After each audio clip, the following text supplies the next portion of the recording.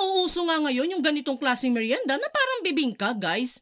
Yung tipong hindi ka na mahihirapan sa pagtansya ng mga ingredients at hindi ka na din mahihirapan pa sa pagluluto. Dahil sa kawali nga lang ay makakagawa ka na ng masarap na malabibingka na merienda. Since malabibingka nga ang gagawin natin, ay gagamit tayo dito ng 2 pirasong itlog na pula. Balatan at hatiin lang natin ito sa gusto nating laki.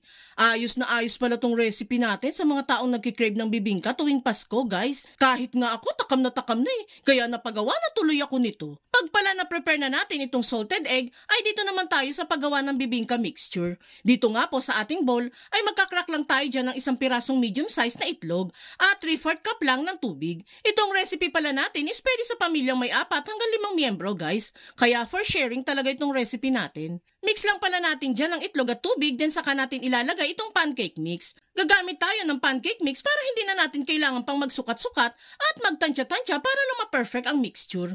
Bali 250 grams lang po ng pancake mixture ang ilalagay natin dyan, guys. Then saka ako maglalagay ng 1/4 cup lang ng rice flour. Itong rice flour po is optional lang naman, guys. Pwedeng wag nyo nang lagyan yan, guys. May tira lang po kasi akong rice flour kaya naglagay na po ako niyan.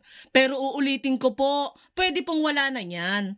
Halo-haloin lang natin ang mixture dito hanggang sa wala ng buo-buong harina ang makita dito. At kung nakaabot ka sa part ng video nating ito, it means na interesado ka sa bibingka recipe na sinishare natin today. At kung sakali pong magugustuhan mo ito, pwede po bang pakipusuan mo naman ang video natin at mag-iwan ka na din po ng comment na amazing bibingka recipe. Maraming salamat po. And once nga po na na-mix na natin thoroughly ang mga sangkap dito, ay pwede na tayong magluto. Dito nga po ay pinapainit na natin yung gagamitin nating kawali. Then saka papahira ng margarine para malasa ang ating bibingka. Pwede din po kayong gumamit dito ng butter or mantika kung walang margarine. Then saka isalansan dito yung hiniwa nating salted egg. Kayo na po ang bahala kung gaano kadaming salted egg ang ilalagay ninyo sa bawat luto. Then saka tayo dyan maglalagay ng pancake mixture. Yan, guys. Ganyan lang po kadali ang procedure nito. Takpan lang natin yan at lulutuin sa mababang apoy ng 3 minutes. Para lang naman po talaga tayo nagluluto dito ng typical na hotcake, guys. Then, pag naluto na ang isang side, yung kabila naman ang lutuin.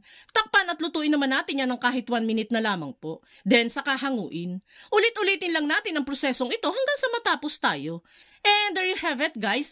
Ready to serve na itong nakakatakam at sobrang sarap na bibingka-inspired hotcake. And since parang bibingka nga yan, guys, kaya maglalagay din tayo dyan ng grated cheese sa ibabaw para mas masarap.